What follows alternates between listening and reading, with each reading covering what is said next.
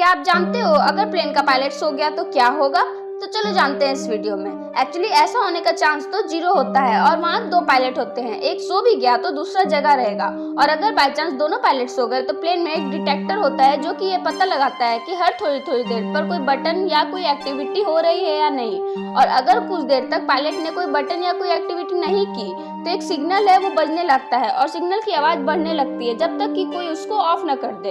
तो अगर आप ये सोच रहे थे कि प्लेन क्रैश हो जाएगा तो दोस्तों ऐसा कुछ भी नहीं है ना इंटरेस्टिंग? ऐसे मजेदार फैक्ट्स के लिए चैनल को सब्सक्राइब कर देना।